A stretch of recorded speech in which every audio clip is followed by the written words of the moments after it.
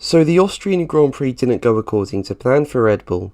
Even though Max Verstappen qualified on pole, he ended up struggling to match the pace of Ferrari during the race, whilst teammate Sergio Perez ended up retiring after a crash with George Russell left his car with too much damage to continue.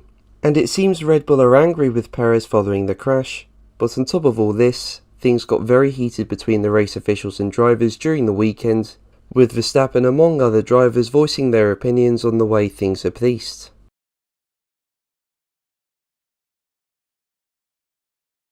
So Perez was trying to overtake Russell on the outside of turn 4 on lap 1, although the two came together which sent Perez into the gravel. The crash also saw Perez suffer extensive floor damage, and as a result it left him with so little downforce that he was too slow to even keep up with the rest of the pack, hence Red Bull's decision to retire him. Now this isn't the first time this has happened.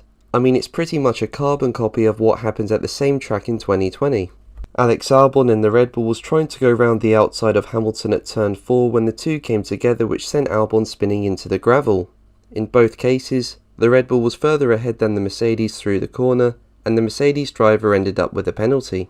But following what happened in 2020, Red Bull didn't want it to happen again, and according to Red Bull advisor Dr. Helmut Marko, the team instructed Perez not to go for a move around the outside of turn 4, yet did it anyway, and as a result, Marko has been quite critical of Perez, saying what he did was unnecessary. He was quoted by Sky Sports Germany as saying, "We said before the start, do not go around the outside in that corner, that's not possible.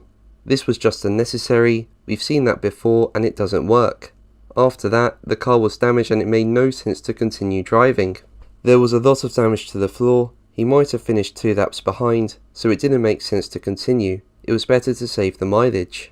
Now for me, I think it would have made more sense to wait and for Perez to get him the next lap or even lap 3 when he's got DRS. I think it would have been an easier move and likely guaranteed Perez a podium. But I also understand that in the heat of the moment, as a racing driver sometimes you feel you just have to go for it when the opportunity is there, as you never know it may not come again.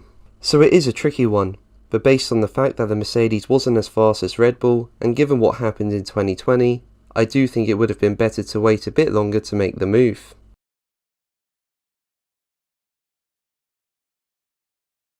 Now things did get a bit heated in Austria between the drivers and race officials. It started when Sebastian Vettel walked out of a drivers' meeting, with his anger understood to be linked to the policing of track limits and inconsistency in approach by the two race directors, Niels Wittich and Eduardo Freitas. For example, the policing of track limits in Austria was so strict that so many drivers were ending up with black and white flags and even penalties, but at other races it hasn't been policed as harshly. There's also the way wheel-to-wheel racing is monitored. I mean, the FIA said at the start of the year that if a driver is overtaking on the inside of a corner, they must have a significant portion of the car alongside to be given space, and a driver overtaking on the outside must also have a significant portion of their car alongside for space. But whilst Russell was punished for the incident with Perez in Austria, in Silverstone we saw Perez cut a corner to get a place and drivers being forced off track even though they were significantly alongside, but no penalties were issued. Now Russell feels the rotation of the race directors is a factor in the consistency of how the rules are applied.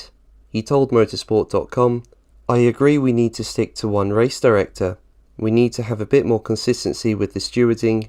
We come to the following event and often the steward at the previous event isn't there, so there's no accountability, no explanations of decisions. We ask questions and it's difficult to get a straightforward answer because almost a bit of blame is being put onto someone else who isn't there, so it's tricky, everyone has their own interpretations."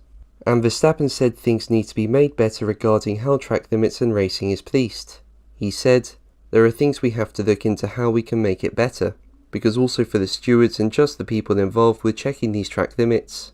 I mean, it's almost impossible to check these kinds of things because you need like one guy on one car the whole race to check the whole lap if he's not going outside of the white line, where on this track at least, in some phases you naturally get penalised if you just go a bit wider and you touch the gravel. These kind of things, I think it just doesn't look good for the sport as well, and this is just one thing. Then the other thing is racing incidents and stuff. Yeah, for sure we can do better. I think we will work on it, we'll try to make it better." Now for me, I do feel more consistency is needed. At least when there was one race director there was better accountability. but now different decisions are being made at different races because of the rotation of race officials, and it's leaving drivers and us as fans confused as to what is allowed and what isn't. For example, I thought the racing in Silverstone was great, but some of it went against the rules but was deemed acceptable.